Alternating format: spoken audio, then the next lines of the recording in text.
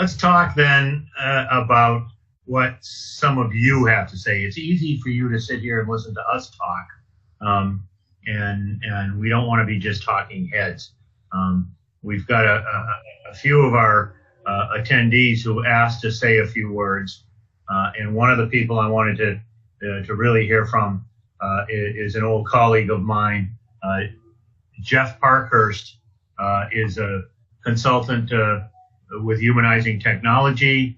They've been in the litigation support world, the medical records world, but more interesting to me was Jeff's background working for the Attorney General of New York, where he was on a number of projects. Jeff, are you there?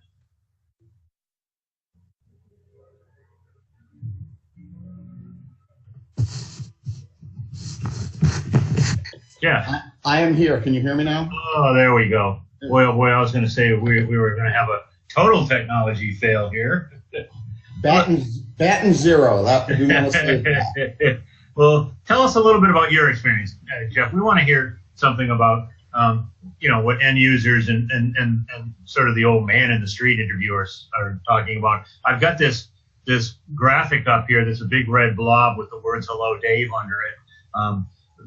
Some of you may recognize that as the interface from the computer called HAL in the movie 2001: A Space Odyssey. And I use that a lot because it exemplifies, to my mind, the way many attorneys feel about technology and computers, which is that it's an adversarial position where they're afraid the computer's going to lock them out of the system and maybe even kill them. Jeff, what's your experience? Well, I wanted to thank you for letting me join you today, and preface my comments by saying, for those of you that know me, brevity is not my strong suit. I'm going to try really hard to condense my life's thoughts on deploying technology into a few summary points and a little story. But I'd like to start out by saying, you and Chuck both hit on a point that I think needs to be made here, which is that technology is not easy. Technology is not simple. And if you go on to many company websites when you're looking to do research on return on investment, there are these ROI calculators that are available on everybody's website. And they'll show you how much money you're going to save because you're going to review less documents, because you're going to create time, blah, blah, blah, blah, blah. Vendors love to show these things off. They're persuasive, they're sexy. And I would say at the most of the time they're virtually useless because ROI is not that cut and dried. Don't fall for the easy button. It doesn't exist. And I want to emphasize that technology is a tool, and it's nothing more than a tool. It's a very complex tool. It's a very useful tool, but it's a tool. And if you don't know how to use it, it is not going to provide you with any kind of a magical, solution to your problem. And lawyers and technologists need to think strategically about how to deploy all technology tools in order to begin seeing any return on investment that's meaningful. So I summarize it by saying the basic problem is that we have new technology and old tricks. While many legal teams are investing in e-discovery technology, they're still using workflow processes that were developed a decade or more ago. And in the digital age, that's a really long time. It is time for a new approach. Updated workflows are the primary key to getting value out of technology. And I have a little story to tell from my past that sort of illustrates that and is in line with what you guys are talking about. I worked for the New York State Attorney General's office in the Antitrust Division for years. And there was a time when a number of states would work together on, really large litigation that was too big for any one state to handle. And as you can imagine, coordination and access to material across 10 to 12 different states when you're talking about a database was difficult. So there was a large state on the West Coast, perhaps where the gold rush occurred that was mentioned earlier. It made a determination on a software platform that everybody was going to use. They were the lead state, they chose the platform. In and of itself, that wasn't the real problem. although the lack of input from the other states did translate into a problem with everyone's buy-in, which has also been discussed in terms of the example that Chuck gave.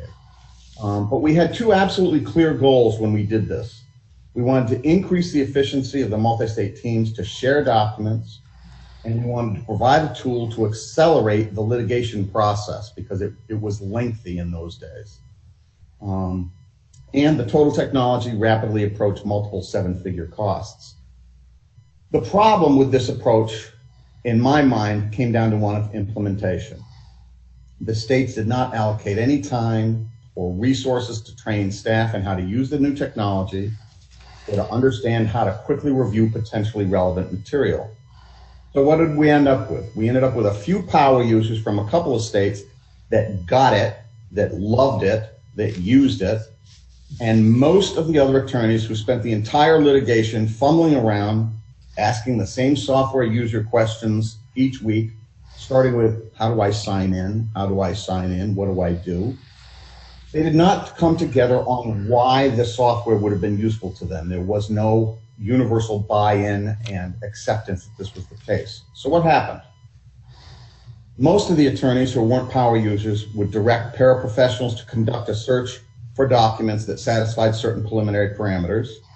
The paras would go off to the database, do some searches, and return with the results.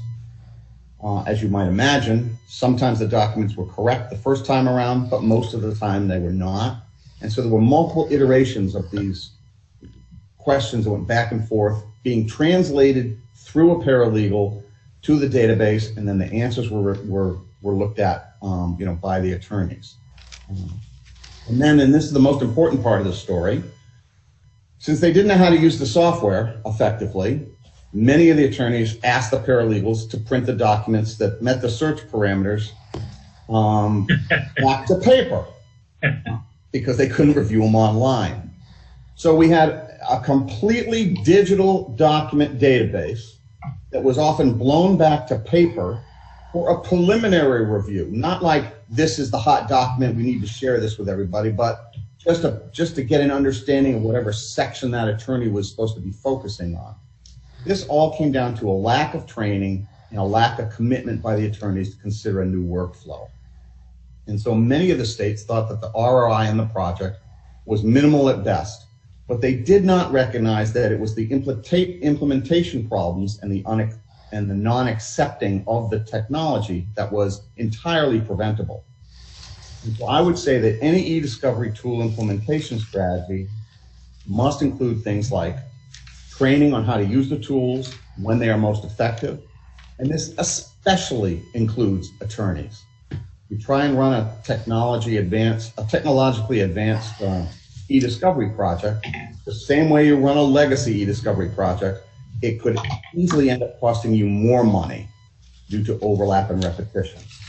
And you need to have detailed team discussions about the litigation matter, what you're trying to prove or disprove, so the entire team is fully knowledgeable and vested, and they understand how the software will assist in this process. You need to get them to understand how it's going to be used. So, and then finally, you need to properly deploy the technology with people that have some experience. And I say that successful ROI is really based on people, processes, and technology all working together in an orchestrated manner. Without those three things, technology is going to sit there and stare you in the face. If you don't know how to drive a race car, the fact that you got one in the driveway is meaningless. You can tell people you can go fast, but if you're not trained on how to drive it, it's not going to work properly. Right. And then the last thing I want to quickly say, and I know I've exceeded my time limit already, is that you need to define your terms and set the expectations for technology properly. And I think that when discussing ROI, everyone focuses on the theoretical and the promised monetary savings that they expect to experience. But technology isn't free.